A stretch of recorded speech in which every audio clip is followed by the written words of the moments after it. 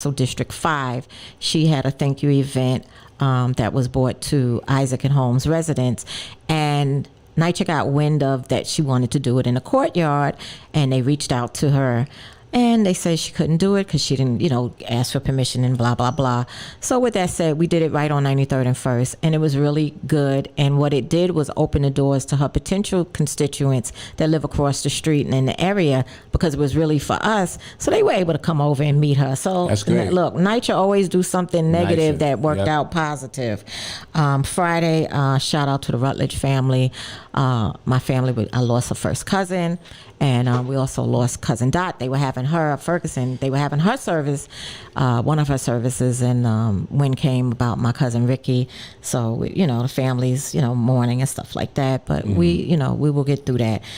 Saturday was yesterday. I attended and covered an event that Eddie Gibbs hosted. It was a community unity event, and that was in Jefferson Park. And it was on 112th and 1st. And it was a really good event. A lot of elected officials were there. Some of them that have gotten reelected or going into a different, Gail Brewer was there, going into a different position. Right. Eric Adams was there too. He stopped by. But other than that, so it was pretty good. And Alvin Bragg was there too. So I went live. I did go live on IG for our One NYCHA page to cover a little bit of that. And today makes day 411 for us that do the Black Lives Matter visual call Schutz Park.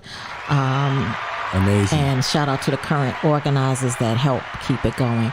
And that was basically my week. Was a whole lot I didn't say, but so Stan. I know how you do it all, Sanjay. Yeah, how do you the grace feel? of God. Yeah. What's up, Stan?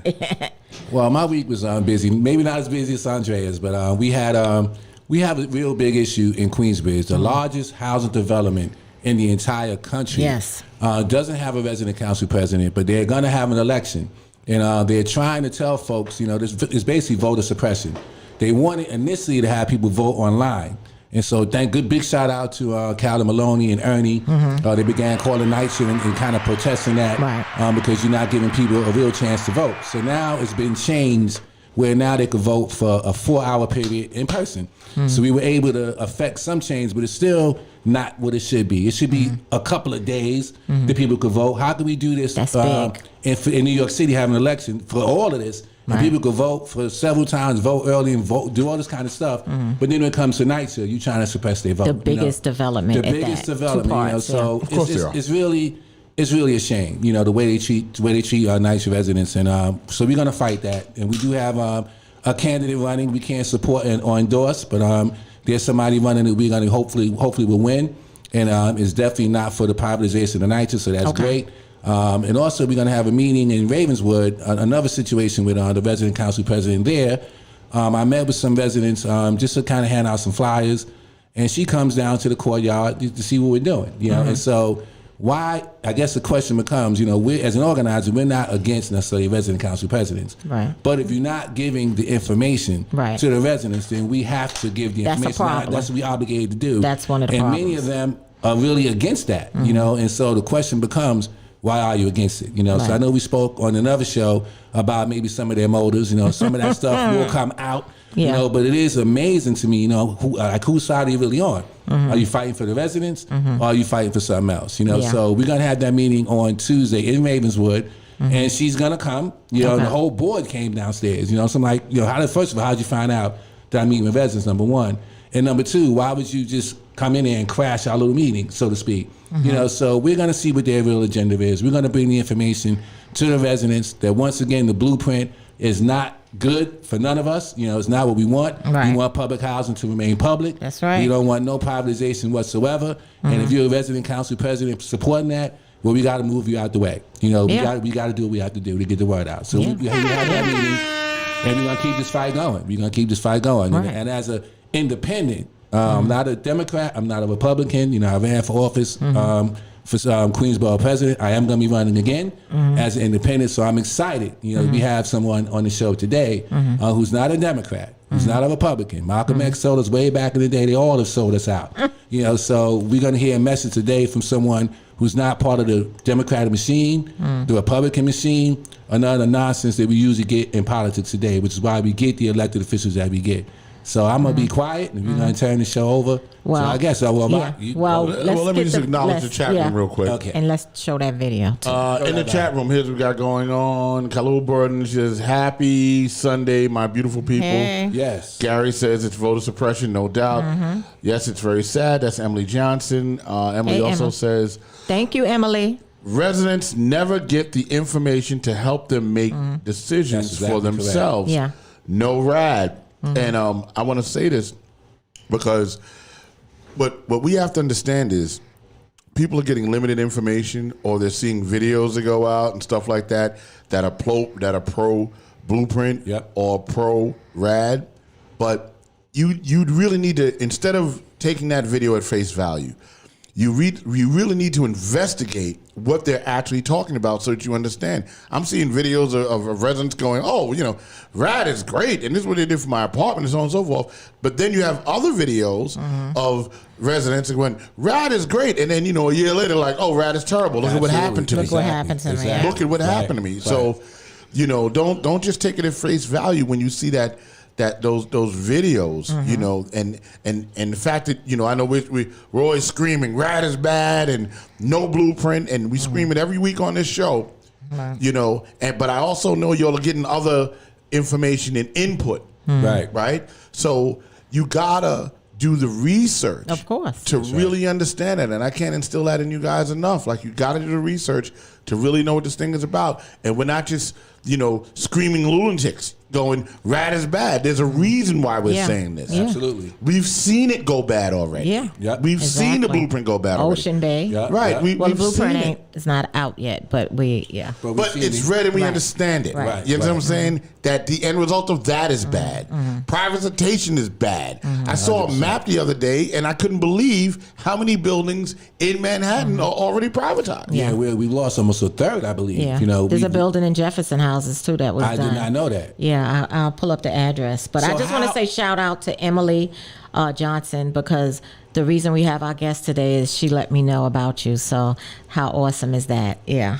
Emily, thank you. Sorry, I had to leave. And now we turn the show over to our special guest. Okay. When we gonna do that video? Oh, I'll play it right now. Do you mind? No, please, okay. go ahead. So let's go to the video first. Right. Go to the videotape. Please, and then you can talk. I bet. To please welcome Dr. Raja Flores to the podium. Come on. Bring them out, bring them out. Hey. Bring them out, bring them out. Yeah. Bring them out, bring them out. Hey. Bring them out, bring them out. VIP coming live from the VIP. Heard the nightlife, lost life, what I need. Most feds in the state wanna see my need. The whole city got pissed, heard he got three. The other rapper got a hit. My name is Roger Flores. I'm a thoracic surgeon practicing in East Harlem. And let me tell you what I have seen. I have cared for thousands of New Yorkers from every borough. I have seen life through their eyes. I have had to remove half of people's lungs because of mold contamination in their public housing. I have had to remove other body parts as well, like ribs, from cancers, from asbestos, and from secondhand smoke. I have watched these same innocent people come into my office with their children, running around on the floor, who are mentally challenged.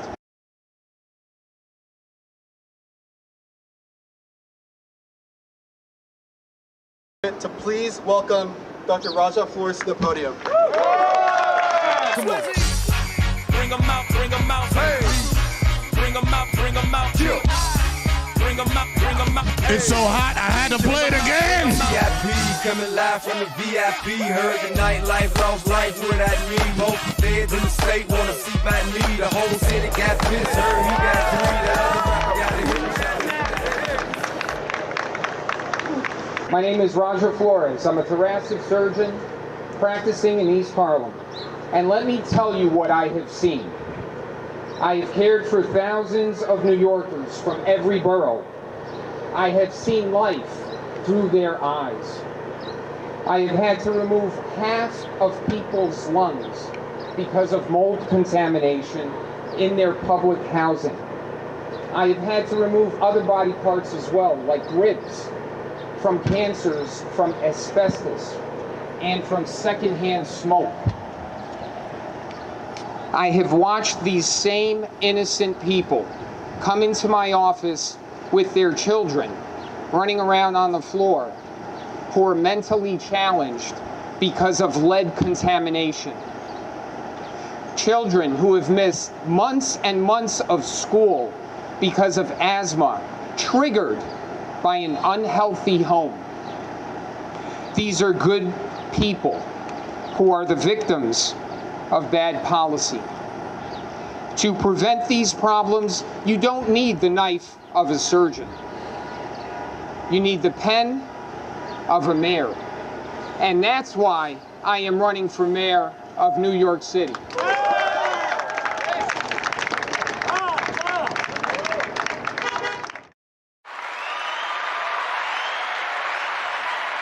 Very impressive.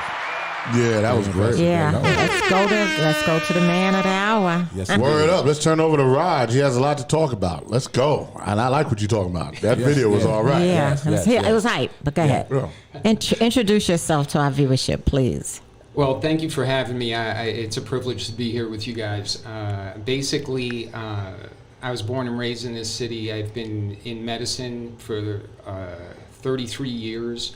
And for the past 10 years, I've been working in East Harlem, and I've seen a lot of things. And finally, in the past several years, I've put it together as to why I've been seeing things now that I haven't seen before. And a lot of it has to do with the high density of NYCHA in East Harlem. Right. Wow. So what are some of the things that you're seeing coming to your table? What do you So it's and first of all, let's explain what you do exactly, right? Because not everybody understands what I understand totally. I don't understand. A so thoracic surgeon, what is it exactly that you do? So I'm a chest surgeon, a thoracic surgeon. Basically, I operate in the chest, in the rib cages. I take out a lot of lung cancer, mesothelioma, which is the cancer you get from asbestos, esophageal cancer, and mediastinal tumors, which are tumors basically around the heart. Almost down the center. In almost. the center of right. it, exactly. And that's basically what I do. Wow. Okay, all right. So in these cases, what are you seeing in terms of, or how does this correlate with the residents in NYCHA? Let's take lungs, for instance. Let's go. What are we looking at?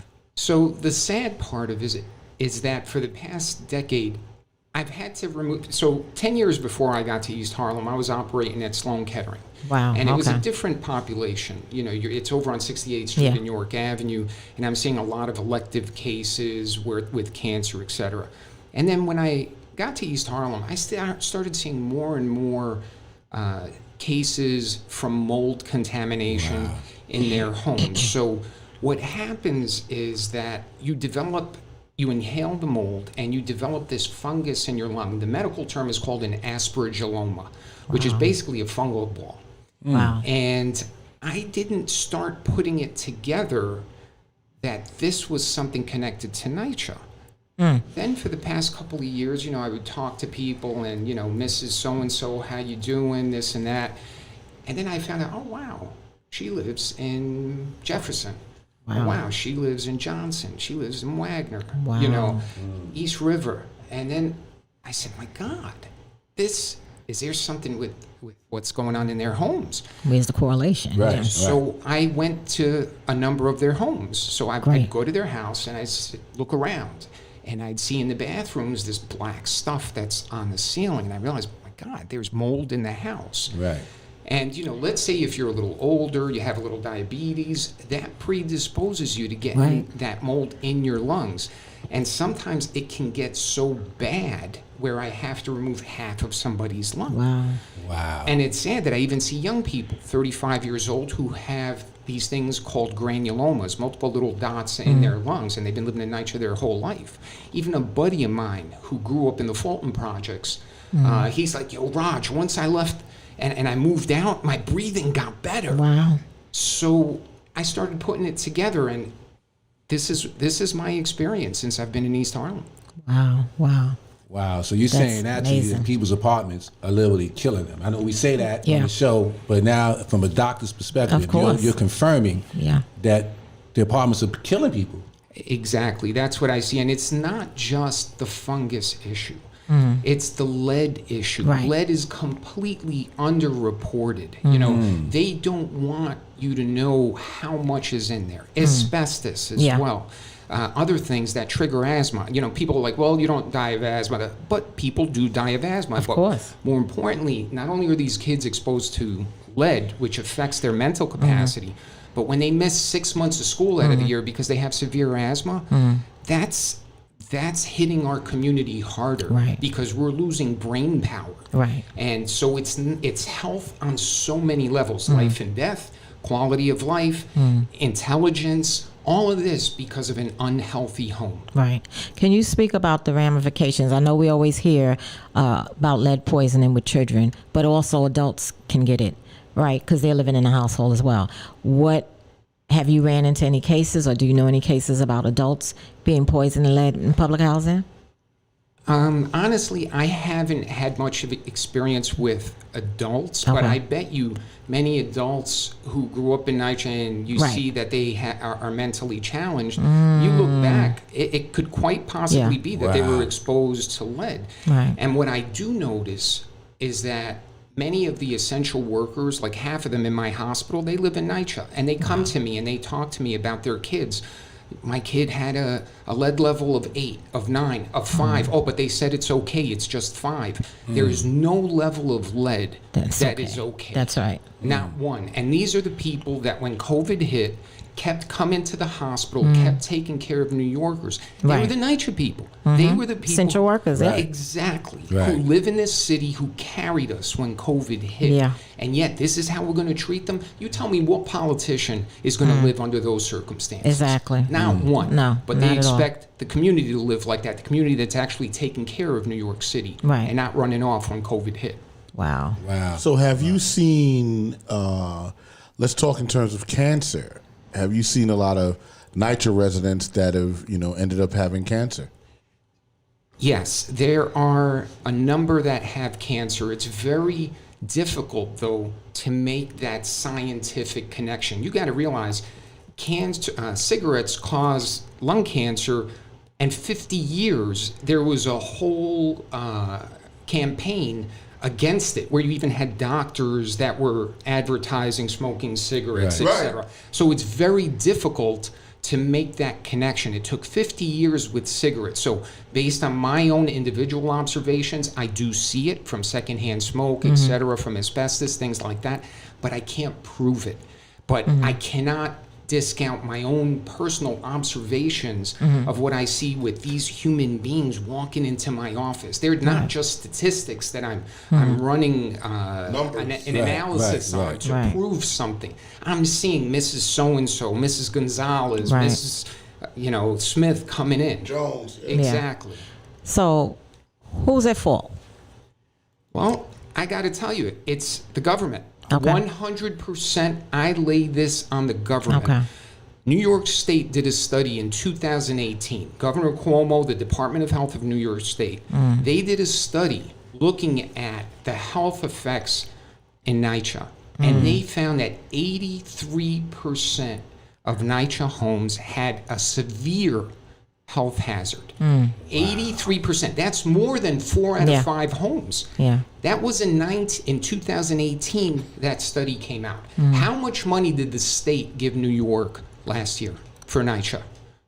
Not much. The big donut. Nothing. So they know what's going on. My only conclusion, they just don't care. Yeah. So they're literally 83%. killing us. That's killing us slowly. insane. That's killing us insane. slowly. Well, what you got going on here, right, is you have a multiple level assault on the people, right? And now this has just been brought to light today, right? I've thought about it, but now you're confirming. You're saying, listen, they're killing you in terms of your health, right? Leaving you in these conditions. And then you have all the other assaults that are happening that we report all the time. Right. You know what I'm saying? With them trying to get them out of their apartments, with them doing substandard contracting work, making them uncomfortable. This is a multi-level assault on a resident. And it wears you down. I have I won't say her name, but we have one of our residents who was a leader. It's sort of stepping back now, because I think the frustration of the fight, of constantly having to fight and maybe not seeing the results, you know, and it just wears you down mentally, physically, stress, and this is a great leader. And she said, I got to take a break because it's just too much. Right. Right. So I encourage everybody, don't give up the fight. But I guess we got to see just how severe this fight really is. I mean, So Callie Lou in the chat room, she says, I got focal erosion because of vermin. She Kim also, Tyree. yep, that's Kim. And she also Jefferson said houses. alopecia. Yeah. Alopecia? She thinks she got it from there. And alopecia is what? When your hair Missing falls it, out. yes. When your hair falls out. Hair's beginning to fall out. Yeah, so that's a disease of the skin, but basically it's where your body reacts against itself. It's antibodies. And these autoimmune processes like sarcoidosis, stuff like that, is from being exposed to stuff like this. You develop autoimmune diseases. So there's a whole slew of diseases out there that are happening that we probably will not be able to make the connection. Right. But it's the obvious things like the fungus and lung cancer, stuff like that. The lead poisoning, that should be enough. Right, What right. else do we need? Right. Yeah. Right. So let me ask you this, Doc. I at one time lived in Holmes Towers for about 23 years, and now I'm in Isaacs. So my question is, when I was in Holmes, they changed our bathrooms around. So they took out our ceramic tub, they broke the walls and put those bath fitters in. Was asbestos there? Possibly. I think there's a good chance of it. Because they did the work. But they're not going to look for it. Right. Why? Because when you find it, it costs a lot of money to abate it. Yeah. Wow. So they want to sweep it under the rug. The tiles, the insulation around the pipes, that all is full of asbestos. And we know there's Right. asbestos all through NYCHA. The floors too, We yeah. know that. Right. But they just don't want to identify because it costs money. And you know what? They just don't care. They're like, all right, these are NYCHA people. They don't vote. They don't do this. Right. They don't do They're that. so- yeah. Right. And so they just don't care. But by doing that and giving us those bath fitters, if you're exposing people to something hazardous to their health, why would you do that? Because in Isaacs, and I guess there's different developments, because Isaacs, when I moved into Isaacs, I have the old tub and I have the regular tiles. So, I know everything. People think, oh, it's new, it's great. But if it's going to expose, us to the dangers, because also we see signs sometimes, asbestos abatement in the lobbies and stuff, and they're doing work. But yet and still, they're all in the hazmats or whatever working. But we come into the building, this is pre-COVID still. Right. We come in the building, we're not told to mask up or anything. Oh yeah, it's typical. It's typical. It reminds me of a song growing up, all about money, ain't a damn Thing thing. funny. There you Okay. go. The message from Melly Mel. Wow, wow. And wow. just to put a dollar amount on the abatement and how expensive it can be, I got an abatement done in a school in Newark. One room was $400,000. One room. One room. One room. It was the band room because we're building a studio there, and they had asbestos was present. It was $400,000 for one room.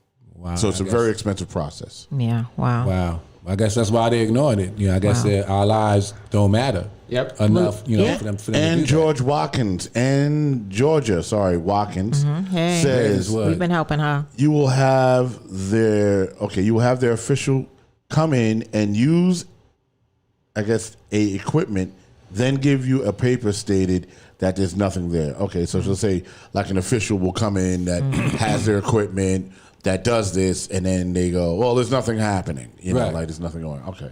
Well, That's what she's saying. let's shift gears a little bit, but we're going to still stay in the health Yeah, 'cause that's aspect for so public critical. housing, but still, as you are a mayoral candidate, so let's shift a little bit. What's your thoughts on public safety? If you was the mayor, how would you run the police department? Yeah, how would that look? So that's a difficult topic. I was born and raised in this city. I grew up in the 70s when it was crazy. And Woo! And Yeah.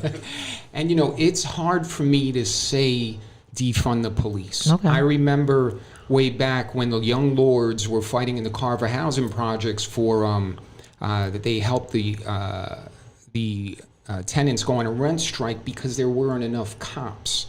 So you got to remember those days. And but then you have the flip side. We don't need to see another Central Park jogger case where 5 innocent kids go to jail who were DNA proven innocent. Right. There has to be a balance. When emotions are getting so high, they make you choose a side. And you've got to sit down and think with a clear head. What's in the best interest of our communities? And I got to tell you, when I was a kid, I remember the housing cops being there. The housing cops. That's right. That's what I grew up with. That's right. They knew our names. When they saw us. Terry. We had one named Terry, yeah. Maynard and Lafayette. I mean, they'd come in, they knew when we were playing, blackjack and spades in the hallways and stuff. All right, Raj, get out of here. You're not supposed to be here, this or that. Now, when Giuliani put the housing cops with the regular cops, the merger, yeah, that lost the community aspect. Absolutely. So they come in and, the cops are not as familiar. They don't know us. They're not as familiar with the residents. It is called the us and them syndrome. Absolutely. Exactly. Right. They don't know anybody in the community, and we don't know them. That's right. So henceforth, right. There's and they have what's the NCOs now? They come out, but there's they no flip them personal. around There's no personal attachment. Yeah. And I think that's what we need. I mean, I take care of both the community, and I'm actually an NYPD surgeon. Right. So I actually take care of a lot of cops. And many of the cops that I take care of actually live in the area. I mean, many are Black and Hispanic cops, and I have a huge amount of respect for them. They put their lives on the line. But there has been a situation that's created, like Rock was saying, of an us versus them now. And we've got to figure out a way to move beyond that. Are you the chief surgeon? I'm the chairman of my department in my hospital. I always have to state. I mean, that. for NYPD, are you their chief surgeon? No, I'm just an honorary police surgeon. Okay. I just take care of them. I take care of a lot of people who are 9/11 cops, firemen, first responders. I'm thinking that you're at Metropolitan. I'm at Mount Sinai. Mount Sinai. But I just have to state my views are my views and not those of Mount Sinai. Right, I just need to state that. Yeah. No, I asked because I am a former member of NYPD. I supervise payroll, and when I had my gallbladder removed some years ago, the chief surgeon was actually my doctor, but he was also the chief surgeon at that time for NYPD. Kleiman? I don't remember. This was some years ago. I can't even think of the name. But so as you said, and there's a lot of understanding of what you're saying, but then here's the activist in me. So when we say defund, for me, we're talking about reallocating funding, because before families, we're trying to get people out of poverty, right? We see what the President Biden is trying to do, but we're also trying to create opportunities for people to be able to live and have fun. And I also was a payroll supervisor, so I seen the waste. So I do know they can, some money can be reallocated. And I think when people say defund, and like I said, I'm an activist, I think they need to explain it. You know what I mean? And it's not so broad, because we do want public safety. That's for sure. But we want to feel safe even with the cops, because you have, as a Black person, you have a predator because of close proximity crimes, right? People in your neighborhood. But then you also have the possibility of being a male Black or female Black being abused by the police. So how do we stop that? How do we remove them under the cloak of immunity? Because we know qualified immunity has been abolished for them, but they're still doing things that are unjust. And as the mayor, you would have the hold over the police department. You would be picking your police commissioner, you know what I mean? And will you be hearing from like community activists like myself and others that want to have a seat at the table to talk about what public safety would look like? Are you open to things like that? You have to have an open discussion. I mean, I already, as I'm thinking about not only running, but thinking about governing. I already know my first deputy mayor would be in charge of safety. His name is Manuel Gomez. Okay. That's somebody picked. He's a crime expert. He was a Marine. He was an NYPD, FBI, and anti-terrorism as well. And he is someone that understands all the issues. The problem I have with the rhetoric behind defund the police is it creates, in my opinion, a bad environment for cops. It makes it seem like they are 100% the enemy. And I don't believe that. I do think that there are ways to reallocate funds that not necessarily from the NYPD, but there's a lot of waste, a lot of corruption in the budget of the New York City mayor. And when I hear defund the police, I think it's just basically a derogatory term for the cops. Now, in my solutions for the problems with NYCHA, I need the cops involved. I need to restore the housing police, because part of my solution for NYCHA, let's say you go to let's take Queensbridge, or when you walk into Queensbridge, what do you see when you're walking through the grounds of Queensbridge on the first floor? What do you see? Well, I'm in Queensbridge all the time. You see community, but you also, I'll be honest, there is a strong police presence in Queensbridge, and I think that's why some of the young folks, I'll give you an example. Brother Sugar Ray has a cipher where kids come together and they just rap. Right. You know, in Queensbridge. Talk about that. And then the cops are coming every Saturday to stop them from just rapping, harassing them. And this is a community event that everyone in the community loves. The kids come out, parents come out. The music is not that loud. There are people playing boom boxes probably as loud as they have the music, but the cops are coming in there and they're harassing them. And they're just sitting there, oftentimes with the lights blaring.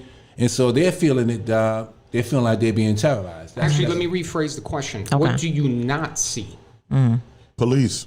Well, he does see police. No, he does see it. No, you see police harassment. No, but what I think the solution, like you did say, back when I was in housing, we did have housing police. So it was a different type of thing. They wasn't sitting there with their lights flashing.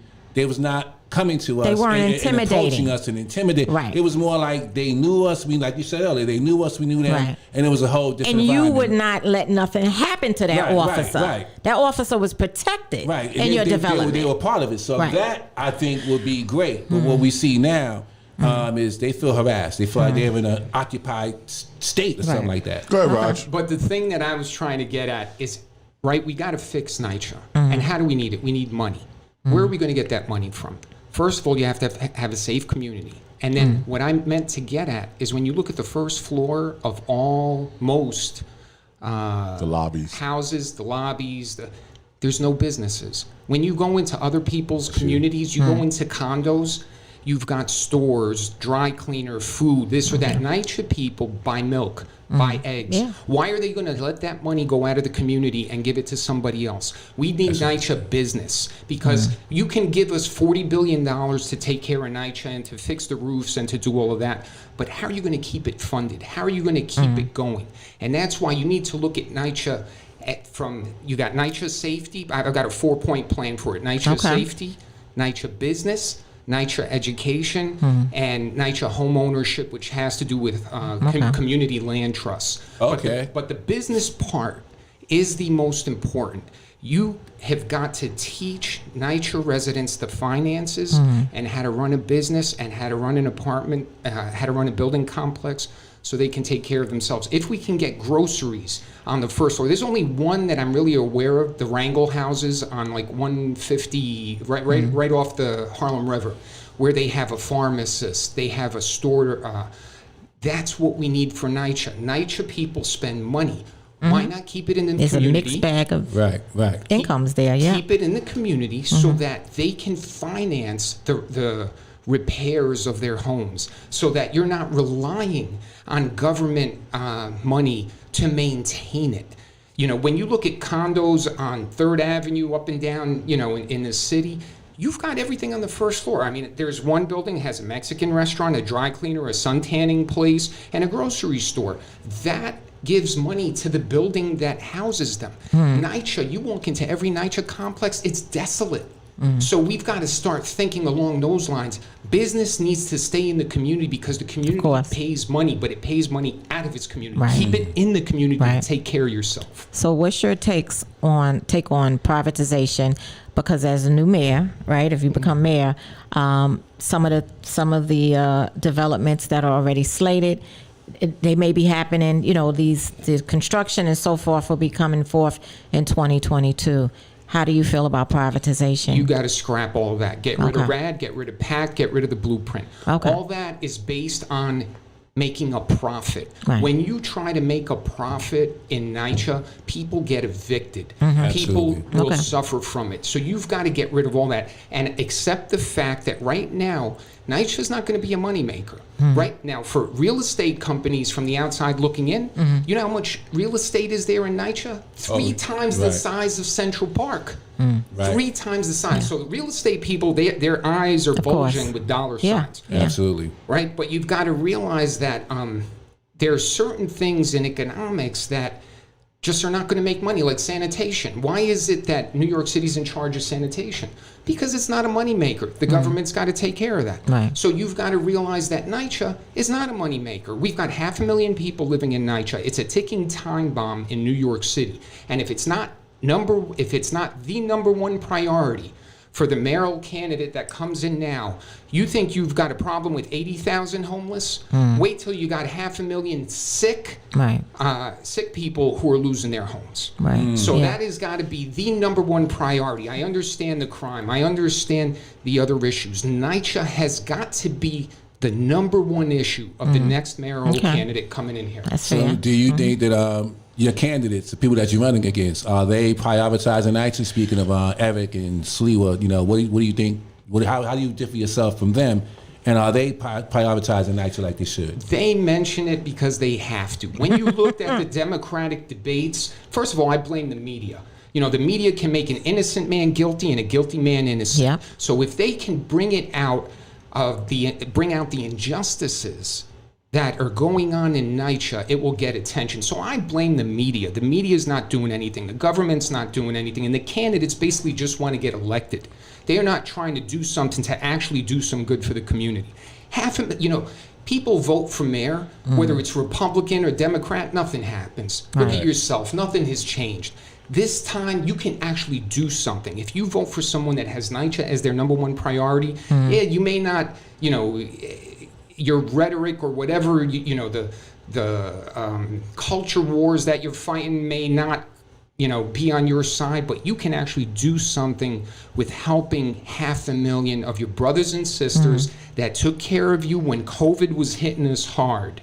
You can take care of those people. We have an opportunity for that. And all these politicians want to do is just get elected. Yeah. It's interesting. As a doctor, a lot of people ask me, oh man, what are you doing now? You want to be a politician? I'm like, no, I don't want to be a politician. I want to help people. And this is how I can see to help a large number of people. No, I don't want to be a politician, but how else are you going to help all these people? Believe me, I love operating. I got a great job. I make a lot of money. I would be taking a huge pay cut. Wow. What's your take on education? Are you for some people? Some people don't like charter schools. Some people love charter schools. Are you for charter schools? Are you okay with that? And how do we balance how people are educated on, let's say, hypothetically, the Upper East Side and Harlem? Like, there's a difference. There's a difference in hiring of the teachers. There's a difference in curriculum and so forth. How do we, you as the mayor, if you become the mayor, see that every child, student is getting a viable, great education? So that's a good question. I think you got to have variety. You can't, there's not one size that fits all. And, my education, I grew up poor. My mom was just happy I wasn't a drug dealer. And how did I end up making it through? It was by luck.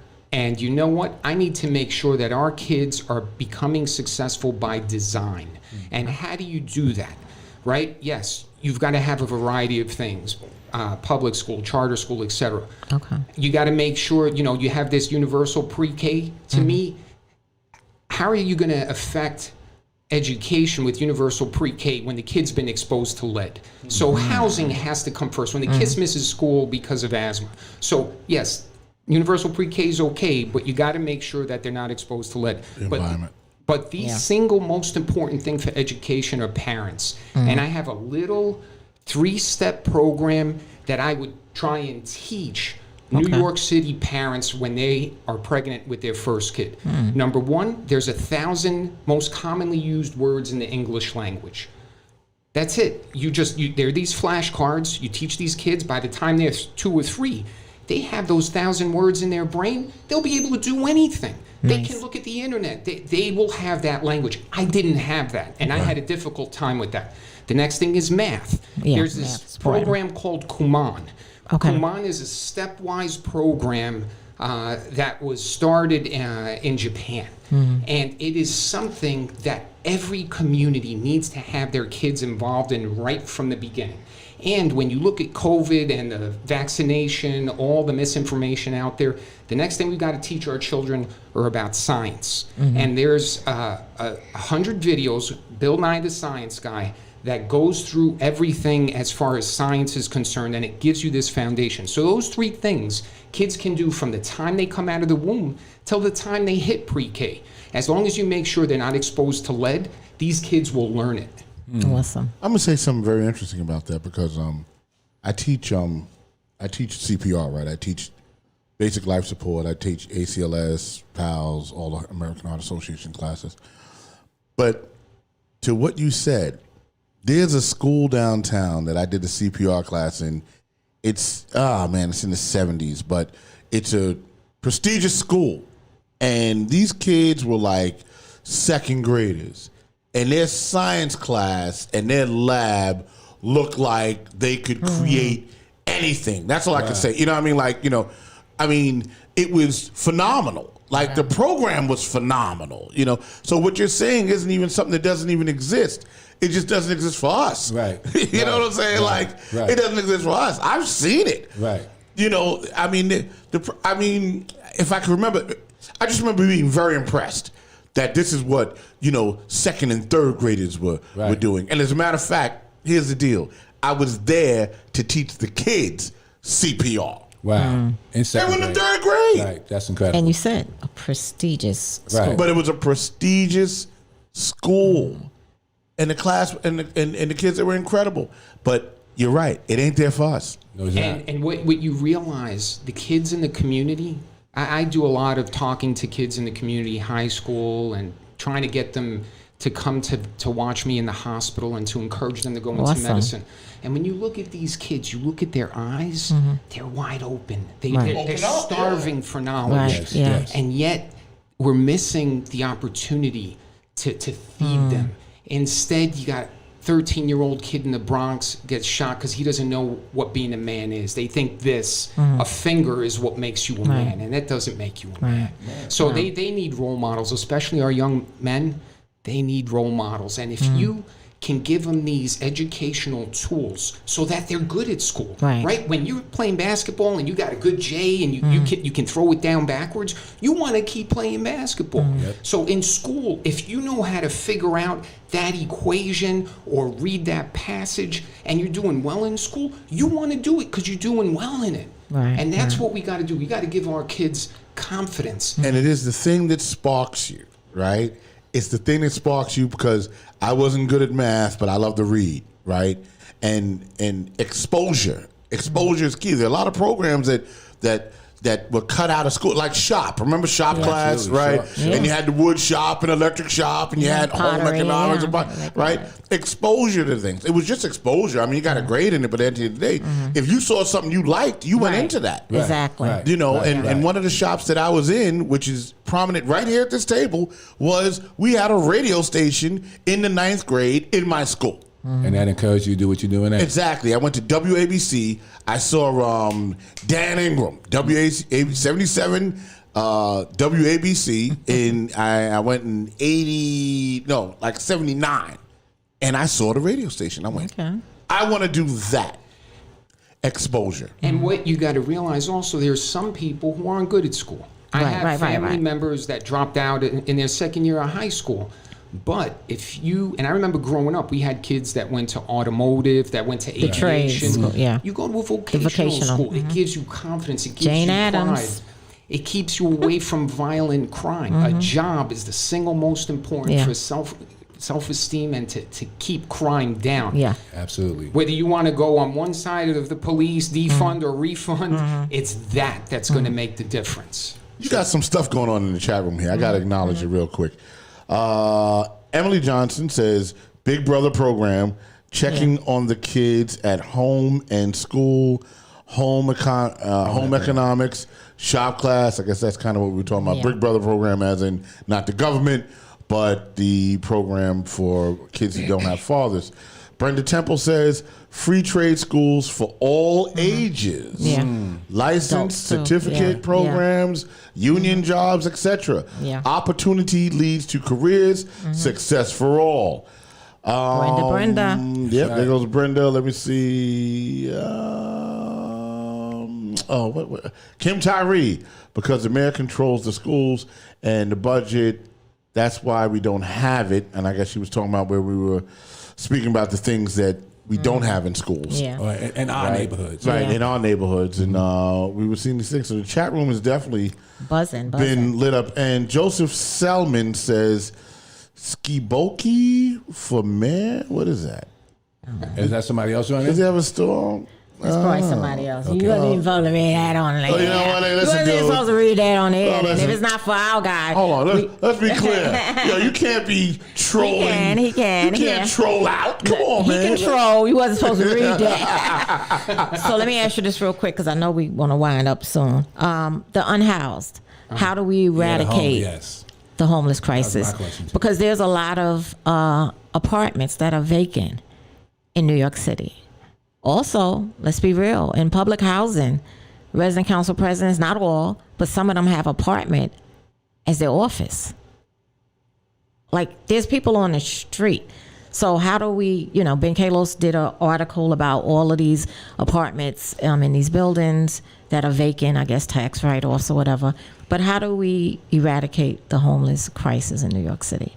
That's a difficult question. If that was an easy fix, people would already be doing it. And I think you have to get input from everybody, from the community, from the homeless people. We got 80,000 homeless now, half of them are kids.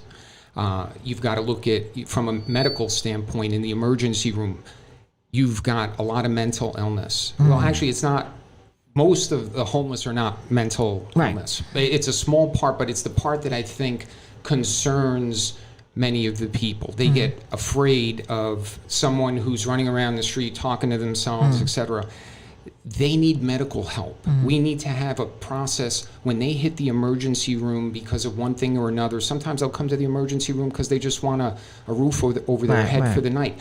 That's when we've got to grab them and make sure they get the services that they need.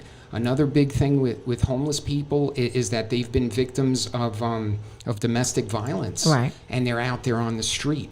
You've got to realize the majority of homeless people, the reason why they're homeless is just because they can't afford a home.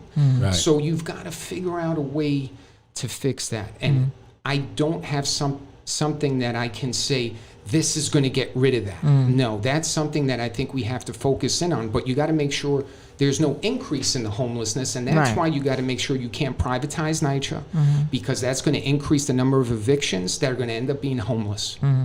Okay, maybe more affordable housing. I want to address homelessness real quick. Because there's a misconception, right? Number one, that all homeless people are mentally ill. No. You can get mentally ill being out there. Right, exactly. But, anyway. But also, there's a population called the working homeless. And there are people that have jobs. Veterans, too. And they are homeless. Yeah. You know what I'm saying? All homeless people waiting for housing are not people that don't work. There are people that work and they're homeless and live on the street. So, and you'll see them. They've been displaced for some reason. They've been displaced for some reason, and they don't have a place to live. But they go to work every day. Yeah. And then there's one other aspect of it. The vouchers that they get are not enough to pay for an apartment. So would you be increasing the vouchers that the homeless folks have so they can actually get an apartment? I would look at every single avenue. If it's vouchers, if it's I'd look at anything. Like I said, it's a difficult problem. It is a problem that if they could fix, I assume or I hope they would have fixed it by now. So I think that's going to be Government doesn't care, though. We've seen that. especially with COVID, when you realize the number of homeless out there is going to affect your economics, your business that's on the street, they should do it because it's the right thing to do. But if you can't twist their arm by telling them to do the right thing, then you got to hit them where their pocket is. And if they see that it's affecting the economics, that may light a fire under their butt. And so why did you, I guess we kind of covered it before, but you're running as an independent. And so do you think that independents get treated fairly? I know there's a lot less media coverage, during the primaries, everybody's on the news every minute. Then when the primaries are over, it's hard to get media attention. So running as an independent, is it more challenging? And do you think it's a fair system? Yeah, there is zero mainstream media coverage of independence. And that is not the way our government is supposed to work. And they should be giving each candidate that has made the ballot an equal amount of time to state their ideas. If anything, let's say, it's a long shot for an independent. If anything, maybe you'll get some good ideas that whoever eventually is elected can run. But it's a rigged game. Yeah. And, so you look at, let's take NYCHA, for example. Right, you had a Republican since 92 till 2013 in Gracie Mansion. Right, people say, okay, well, NYCHA is screwed up because of Republicans. Guess what? We just had for the past 2 terms a Democrat, a quote unquote progressive Democrat. Talk about it. And it has gotten even worse. So I don't want to hear this hypocritical BS in the Democratic Party that we're for poor people, because they're not. They're more in the money game than even the Republicans in this city. When I was growing up, I remember Jimmy Carter was running against Gerald Ford, and I asked my mom, I said, Ma, are we Republicans or Democrats? And she said, sweetie, we're poor. We're Democrats. So I've been given this load of goods since I was a kid. 4 years ago, I left the party to become an independent because I realized it was full of crap. And I think everyone's got to realize both parties are compromised. Yeah. And I want to address that because we've been talking about this over the weekend. It seems to be been a recurring theme, right? So I'm going to say it on this show too. Here's the deal, y'all. We don't need to be Democrats. We don't need to be as minorities. We don't need to be Democrats. We don't need to be Republicans. We don't need to be tribal like that. What we need to be is our own party, right? That gives opportunities to independent candidates and Republicans and Democrats to come see us, right? And then we might vote Republican. We might vote independent. We might vote Democrat based on the ideas, Just one man, one vote. But exactly, and what y'all got to understand is we get screwed all the time. They come and they see us and they promise us stuff, and then after that, what happens after the election? We don't see them anymore. You have to look at your situation from a linear standpoint, and I think people have short memories, right? A linear standpoint. Are you any better, now than you were 4 years ago, 8 years ago, 10 years ago, right? 20 years ago? You go back 30 years, you probably were better. You know what I'm saying? Because NYCHA was being taken care of. But look at the last 8 years, look at the last 10 years, and think of all those candidates that came. And what have you done for me lately? What have you done for me at all? You know what I'm saying? And I want to say something that may upset some folks. I know a lot of people voted for Eric Adams. As a black person, I know people were saying we have a black mayor, but sometimes we vote against our own interests, and we put certain things ahead of what should be important. If he's for privatizing NYCHA, and if you live in NYCHA and you voted for Eric Adams, then you voted against your own interests. He's for privatization. I'm publicly said it. He's been skirting around the issue, but I know again he's good friends with Donovan Richards. I saw him on a videotape in Ocean Bay when Donovan Richards privatized that development. He was on that tape speaking positively about what was happening. So I can only assume, based on what I saw, since he's been very evasive on the issue, that he's probably for privatizing NYCHA. So if you voted for him and you live in NYCHA, then you voted against your own interests. We need to find out. We need to come on the show. Rachel Holiday, and the city. Ask him that question, please. She's we following. We need to know because he's been evading me, and I've seen him on a couple of forums. It seems as though when that question came up, he had to leave the forum, a couple of times and sort of evaded the question, So I mean, like, what is it? You should be able to come out plainly and clearly. Are you for it or not? Yeah, NYCHA residents need to know. And I don't think most of us do know. I didn't get my and many answer either. people in NYCHA, I believe, voted for him. So you voted against your own interests. If you did, if it's for the privatization of NYCHA. Oh, I mean, boy. I think you got to realize he's going to be a puppet for the Democrat Party. He used to be a Republican, and he changed his colors for the Democrat Party, and that doesn't come without owing favors. And for the black community, the Hispanic community, I think you got to realize skin folk ain't necessarily Kinfolk. Folk, that's right. Ooh, Say that's it. right. Say That's it. right. Right. Skin folk ain't necessarily kinfolk. You're right. Skin folk ain't kinfolk. That's right. Room's on fire, by the way. the Brandon word. Temple's That's like, the oh word. my God, sellouts. And Kim Tyree says, yes, he wants privatization. Yep. And that's him that's her talking about Eric Adams. They agree with the statement, party of the people. Yes, we should have our own thing going on. So that's what you're seeing in the chat room. Yeah. And Absolutely. I am a registered Republican, but I'm not tribal. Right? I'm not tribal at all. I vote for the idea. I'll vote for an independent. I'll vote for a Democrat. I'll vote for, if I think that your ideas line up with my ideas and my interests, then I'm for that. You know what I'm saying? So, and I think we all need to really get to that point because, once again, neither one of the parties do anything, particularly for NYCHA.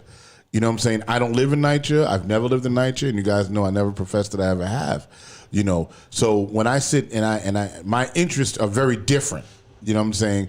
But you can advocate and sympathize and empathize for what's right for people. I don't got to live in NYCHA to want to fight for NYCHA. Absolutely. You know what I'm saying? Because I'm fighting for the injustice, right? Absolutely. He's a thoracic surgeon. He doesn't live in NYCHA, right? He's successful. But guess what? He wants to fight for NYCHA. You don't have to live in NYCHA to fight for injustice. We have a That's lot of going on. comrades. Yep. But that what you don't. got to realize is the city runs on the motor of the people who live in NYCHA. So you got to realize they have cheap rent.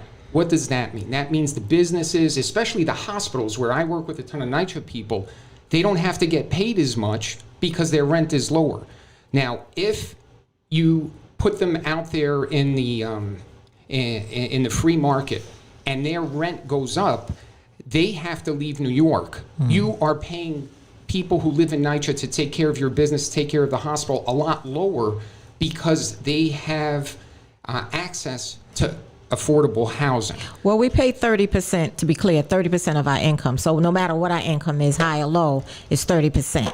So, yeah. Exactly. So let's say you raise the rent of everybody and they lived in private homes, et cetera.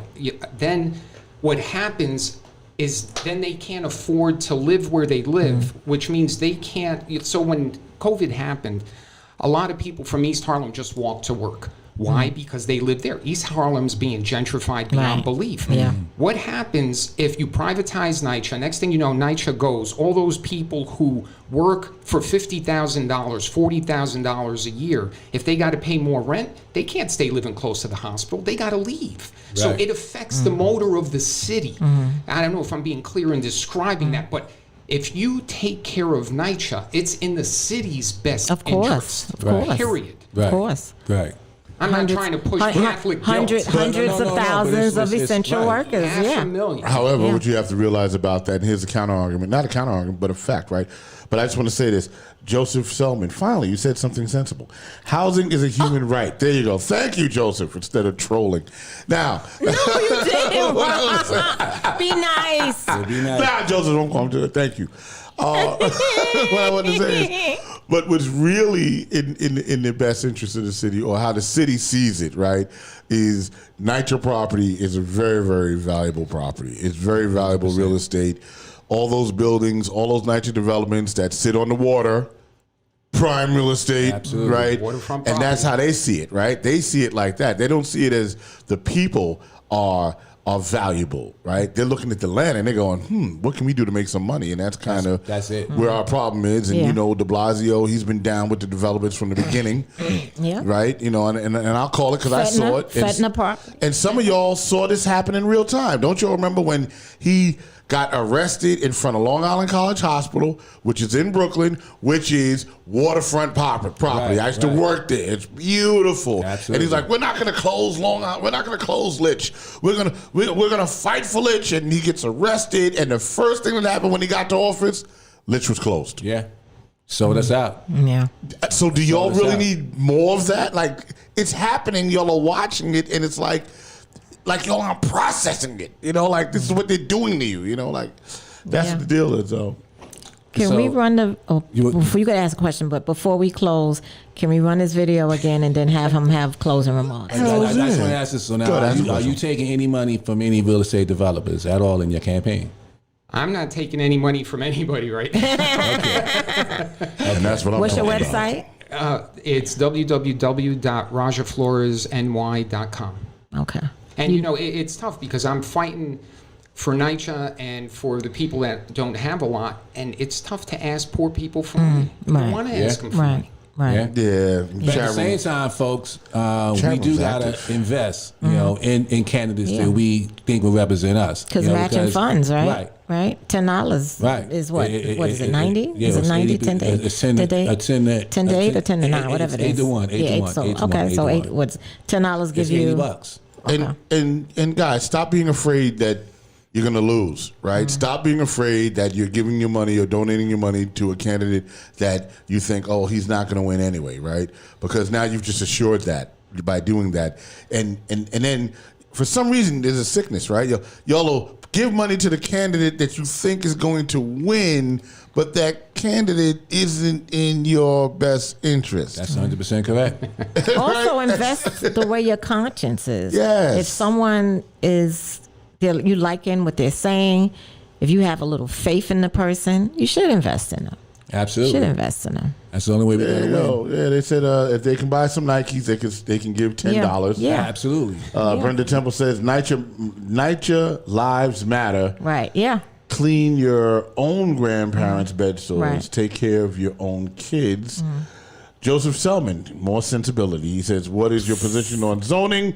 Thank you, Joseph. That's a good question. You want to ask that question? Well, yeah, we can answer that. Let's find out. Yeah, okay. Because we have so much overdevelopment in the city, you know, and the rezoning's happening all around. It's totally unfair, and it's causing gentrification and people to be displaced. You know, so what are your thoughts on that? Anything that will result in the eviction of New Yorkers who have been in their homes for 30 years, 20 years, you can't have that. I know what it's like to be evicted, and you know, from the home I grew up in.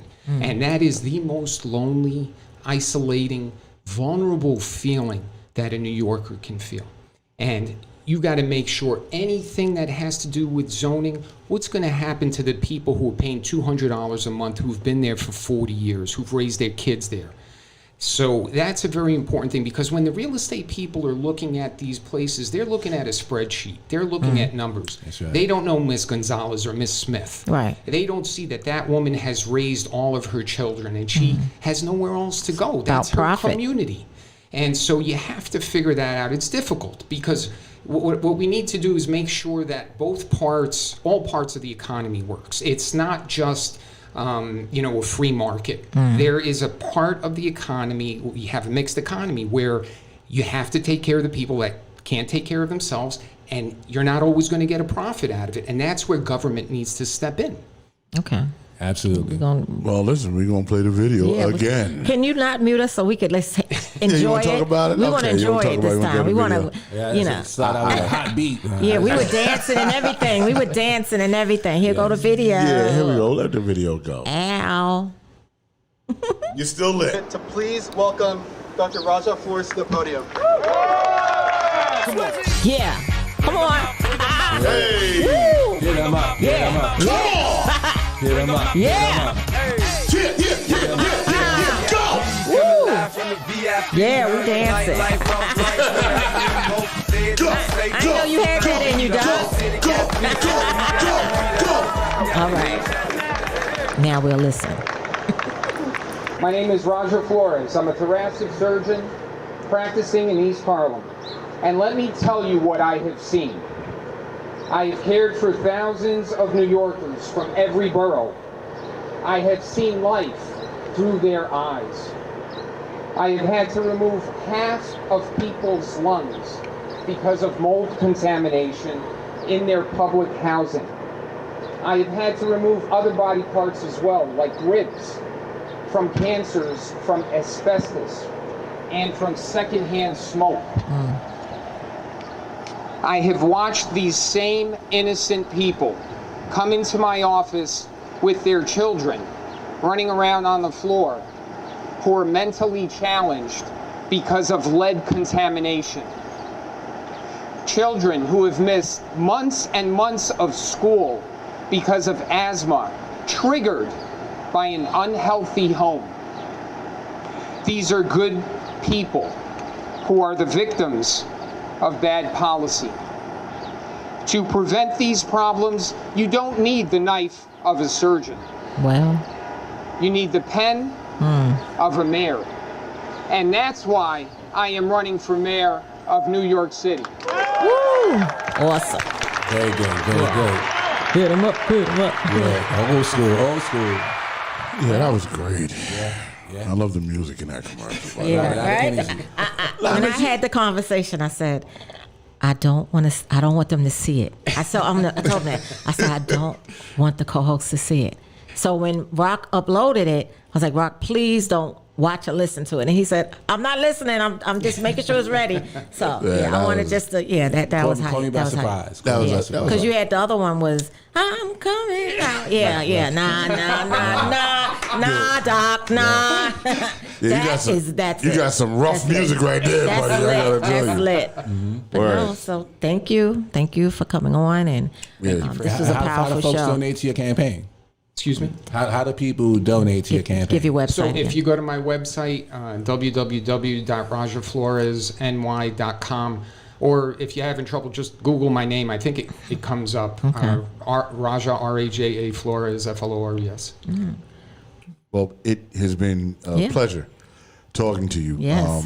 And I'm a paramedic, actually, by, I don't know by trade. I don't know what you want to call it. Please call It was kind of an accident. I don't know. I became a paramedic. But He's seen the room too. So he's seen the room. Oh, you He saw was the like, room? yeah, he came in the room. We used all the mannequins and stuff around. He's like, It's actually a school. It's actually, and we do LPN classes there and everything. But I want to thank you guys for tuning in to thank you. the One NYCHA show. We want to thank you. Yes. And we want to thank you guys for the growth. And the show has been growing, and you guys are sharing, and we're feeling that energy. Yeah. In recent times, as I've gone out into the community and gone to a couple of developments, people have recognized me. I went to my doctor the other day. My primary and the tech, the EKG tech. Sure. She comes in the room and she goes, I know you. I was like, well, you know me. She says, you do that show on Sundays, the One NYCHA show. Yeah. I live in NYCHA. Awesome. I live in NYCHA. And then of course, right, I'm there to get an EKG, and then she starts to tell me about the problems in her apartment. She's like, in my apartment? I have. And I was like, okay, well, listen, just here's my number. Give me a call. Right. I'm not an activist, but I sit next to two very active activists. Organizers and activists. So that was the deal. But we're making a difference. That's what it is. We're impacting the community. Absolutely. And we're also getting them civically engaged. Yes. Because that's important, right, for public housing residents, because people do think we don't vote. But we all need to have a voter registration table out in front of our developments, which I plan to do weekly. All right, man. Yeah. And for you guys, just on the side, on the last note, I guess, essential workers, okay, about voting, because there's a large amount of people that think, your vote doesn't matter, right? My vote doesn't matter. Here's common sense, y'all, okay? You ready? No one ever stole anything from somebody that didn't have value. Right. You don't steal things that don't have value. Absolutely. Right? Reverend Rock. This legislature that they're trying to suppress your vote. Apparently it's valuable. 40 states. Exactly. Yeah. Right? Come on, stop. Use common sense. Right. No one still takes anything from you that's not valuable. Absolutely. Your vote is valuable. Get out there and vote. Yeah. There's a block. You want to change things, you got to vote. That's right. Joe Biden, you better step up a little bit more. That's what I can tell you, Joe Biden. You better step up. Yeah. All right. Thanks for and tuning fight in. that voter rights stuff now. I'll hit Joe you Biden. next week, 4 o'clock, same We'll be time, back. same We bat lifting channel. off. One NYCHA, one people. One NYCHA, one people. I'll see y'all. Great show, team. Yes.